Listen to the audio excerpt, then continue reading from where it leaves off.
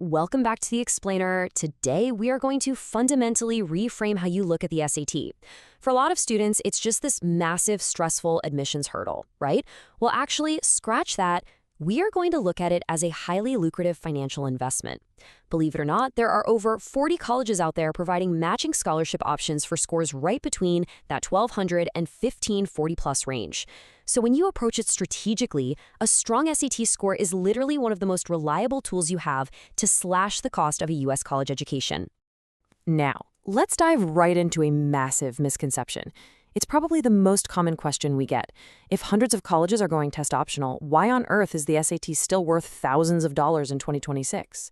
Well, here is the reality check. Test optional absolutely does not mean test irrelevant.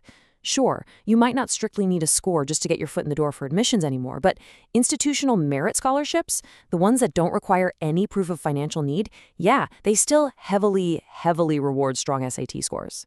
To get there, here's our roadmap for this explainer. 1. The SAT scholarship landscape. 2. Climbing the score bands. 3. The National Merit Program. 4. Beyond the test score. 5. International and NRI students. And 6. Your grade-by-grade timeline. Let's kick things off with Section 1, the SAT scholarship landscape, and the financial power of the test. Okay, there are few core principles you need to understand right out of the gate. First off, the vast majority of these SAT scholarships are merit-based. They are rewarding your academic achievement, not your financial need. Second, these funds are not coming from the College Board. They're actually awarded by individual colleges straight out of their own endowments. Third, your score is still a crucial factor that gets evaluated alongside your GPA, your course difficulty, residency status, and your intended major. And yes, that is true even at test-optional schools. Finally, and this is absolutely critical, because a lot of these merit prizes are awarded on a rolling basis or have really tight priority deadlines, submitting early is essential. Seriously, the money runs out, no matter how amazing your score is. Moving on to Section 2, climbing the score bands from 1,200 to 1,540 plus. So let's start climbing the ladder at 1,200. Hitting a 1,200 puts you roughly in the 79th percentile nationwide, and this really acts as your crucial entry-level benchmark for merit aid. To give you some context, if you're in the 1,100 to 1,249 range, so the 60th to 78th percentiles, merit aid is pretty limited. And if you drop below 1,100, you're almost entirely looking at need-based aid territory. But the second you cross that 1,200 mark, the door to merit money officially swings open. Look at public flagships and mid-tier private colleges, places like Howard University, San Diego State, Temple, or LSU. At these schools, a score in that 1,200 to 1,340 range frequently triggers automatic merit thresholds. That means no separate essays, no extra applications. If you hit the score, you get the money. But keep in mind, you usually have to pair this with AP or IB classes and a GPA of at least 3.5. Also, circle November 1st on your calendar because that's the typical priority deadline for these automatic awards. Oh, and a quick pro tip. A lot of these institutions super score. They'll combine your best section scores across different test dates, which makes retaking the test a super strategic move. But what happens when you push that score even higher? Moving up into the 1,300 to 1,450 range bumps you into the 88th to 97th percentiles. At this level, the scholarship competition gets significantly steeper, but the rewards scale up right alongside it. Once you hit the 1,300s, you're frequently unlocking honors college eligibility at major universities. Think places like the University of Illinois Urbana-Champaign, Rutgers, or Purdue. And this is a total game changer. Getting into an honors program opens up entirely new, completely separate scholarship pools that go way beyond your standard merit rewards. You aren't just looking at automatic aid anymore. You might actually be invited to submit independent applications, complete with recommendation letters and essays, to compete for much larger, renewable scholarships. Then we reach the elite tier, starting at 1,400. Let's break this down a bit more.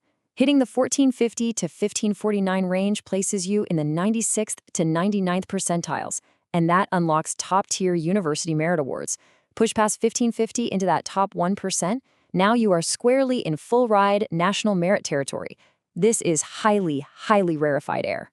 Up in this elite tier, you're competing for massive, full-tuition, multi-year awards, like presidential and dean's scholarships. But here's the catch. At a 1450 or a 1500, your SAT score is no longer the thing that sets you apart. Literally everyone in this applicant pool has a brilliant score. So to win these awards at schools like NYU or Michigan, your application essays, your leadership roles, your extracurriculars, they all have to be perfect. You really have to treat every single scholarship application like it's a mini college application all on its own. Which brings us to Section 3, the National Merit Program, the Elite 1%. This perfectly illustrates the rigorous journey from the top 3% down to the top 0.5%. It all kicks off with the PSAT in your junior year. If you make it all the way to the finalist stage, you're eligible for a $2,500 one-time award. But you know what the real secret is here? The universities themselves sponsor awards for finalists. If you secure that National Merit Finalist status, universities like Arizona State, Alabama, and Oklahoma will actually offer you massive, full tuition, guaranteed scholarships just to recruit you to their campus. All right, moving into Section 4, beyond the test score, the Holistic Balancing Act. So imagine this, you have a 1400 SAT but a 3.4 GPA, and you're going head-to-head against someone with a 1350 SAT and a perfect 4.0 GPA. Who actually wins the money? Well, at a lot of universities, that 1350 SAT with the 4.0 GPA is going to beat out the 1400.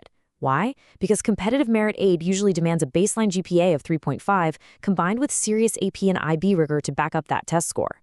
A sky-high SAT simply cannot rescue a lower GPA when it comes to merit funding. You have to think of them as two halves of the exact same equation. Next up, Section 5, International and NRI Students, Navigating the Global Landscape. For our non-resident Indian and international viewers, the stark reality is that you rely almost entirely on institutional aid. You simply don't have access to U.S. federal or state grants. Because you're frequently competing for a much smaller pool of institutional prizes, the score expectations are often higher across the board. That means you have to target your applications incredibly carefully to maximize your chances.